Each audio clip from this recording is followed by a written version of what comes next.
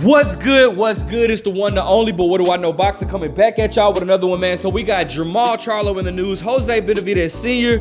has recently done an interview. Shout out to Ellie Setback News reporting.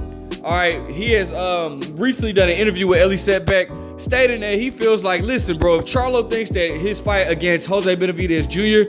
is a tune-up fight, then he has another thing coming. Obviously, Jose Benavidez Sr. and David Benavidez have been very vocal about Jose Benavidez Jr. getting the opportunity to fight Jermall Charlo, which I'm happy for Jose Benavidez as well. If you guys follow the channel, you guys know I'm very cool with the Benavidez family or whatnot, right? But Jose Benavidez Sr. feels like Jermall Charlo, it's possible that Jermall Charlo is maybe overlooking Jose Benavidez Jr. All right, so let's go ahead and see what Senior had to say. All right, so shout out to boxingscene.com. It says Benavidez Jr. is not a tune-up fight for Jermall Charlo, warns Jose Benavidez Sr. The career of Jermall Charlo was about as picture perfect as his record. At 154 pounds, he didn't get every world title, but one was enough for most to consider him the man to beat. Yeah, because they were all spread out at 154. But anyways, he may have taken the IBF crown off the carcasses of an older Cornelius Bundridge, but wins over Austin Trout and Julian Williams left no doubt surrounding his title reign. Fighting at 160 pounds was the next logical step. The middleweight division was stockpiled with legit names, and Charlo was anxious to get busy in his new weight class. Just a few fights into his new run, Charlo was already a world champion. Everything was going according to plan. Charlo, who has the record of 32-0 with 22 knockouts, didn't come close to losing the fight on paper. But soon after he got rid of Juan Montiel, everything came crashing down. A nagging back injury sidelined Charlo, but personal issues left him there for a protracted amount of time. It's been roughly 2.5 years since we last seen Charlo in the ring. During his time away, fans desperately wanted answers. Although he wasn't able to provide much clarity in terms of a date, the wait is officially over. On November 25th, on the undercard of David Benavidez versus Demetrius Andrade, Charlo will end his long layoff when he takes on Jose Benavidez Jr. By and large, Benavidez Jr. isn't viewed as one of the middleweight division's top contender. After coming off of a woefully short against Danny Garcia at 154 pounds last year, Benavidez added more muscle to his frame and moved up. He actually, okay, they're talking about this now. Okay. Slad Janaka Laka Shakalaka wasn't much of a test for Benavidez Jr. But Benavidez Jr. got a glimpse of what it would be like fighting a heavier opponent. A 5th round knockout has his confidence through the roof, something that Benavidez Sr., his father and trainer, has acknowledged. To a certain extent, Charlo may be viewing Benavidez Jr. as a stepping stone or a litmus test, if you will. Benavidez Sr., however, doesn't share that same feeling. If Charlo believes that this up-and-coming opponent can be used to simply shake off the cobwebs, Benavidez Sr. warns him that he has another thing coming. Charlo thinks he has it easy. A little tune-up fight, said Benavidez Sr. told ESPN. All right, I'm sorry, I said ESPN. Ellie Setback News. Junior is getting ready and super motivated. I think it's a good fight. So let's talk about it. All right, so I definitely have to drop my take on this situation, man. Listen, first and foremost, again, I want to give a major shout out to Jose Benavidez Jr. I want to give a shout out to that whole PBC card. I think this makes for an excellent card, and I'm very excited to see the return of Jermall Charlo, and also excited to see Jose Benavidez Jr. All right, now, do I feel like this is a tune-up fight for Jermall Charlo? I'm not going to sit here and lie. You know, I always keep it 100 regardless of the fighter. I'm just going to tell you my honest-to-God truth. Yes, I do feel like this is a tune-up fight. Why? Because I do feel like Jermall Charlo is at a world-class level. I don't feel like Jose Benavidez Jr. is there, okay? Jose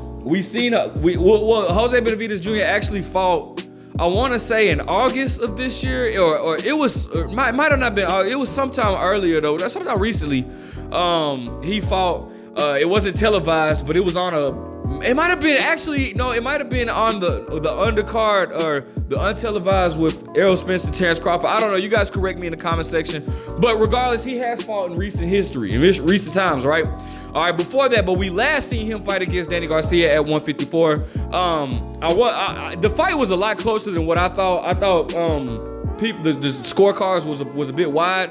But regardless, I did think the right person won. Now, Jose Benavidez Jr. was a hot commodity. A lot of people don't know this, but actually, Jose Benavidez Jr. was supposed to be what David Benavidez is now.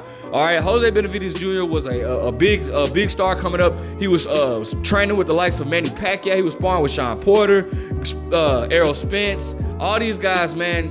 He was coming up. He was supposed to be the man, right? But being in the streets, getting into a little, issues, getting shot in his leg, that derailed his career. All right, and ultimately, he came back, fought Terrence Crawford at 147, got stopped, moved up. He took like a 2.5-year layoff, moved up. I remember I watched this fight live, and what was it? It was in Glendale, Arizona, or whatnot. Anyways, I watched the fight live. Didn't look. No. It was at the Talking Stick Resort downtown. He didn't look too good. But then he came back, he obviously lost to Danny Garcia, so he is trying to get his career on track, and what other way to do it than to get a victory over Jermall Charlo. Now, Jermall Charlo, on the other hand, has had, we all know it's no secret that he's had mental health issues, but he looks to be trying to come back and get his career on track as well. Proud of him. All right, cool. I'm glad that he was able to get through that. Seemed like him and his wife are on good terms. What more could you ask for, right? Well, he's going to bring it in this fight with Jose Benavidez Jr. Now, who do I see winning this fight? Obviously, I'm not even going to lie to you, bro. I have Jermall Charlo winning this fight, even after a 2.5-year layoff. If Jermall Charlo can't get past the likes of Jose Benavidez, this version of Jose Benavidez Jr., I just don't see a career or a future for Jermall Charlo. All right, I think that obviously the first few rounds Jermall Charlo is gonna have to, or maybe even the first fight. You take 2.5 years off. All right, he may not even be fully recovered after this first fight. Okay, that may be true. All right. But at the end of the day, I think that personally, I still feel like Jermall Charlo should get past this fight, or should get past Jose Benavidez Jr. Now, at the same time, I will say this here.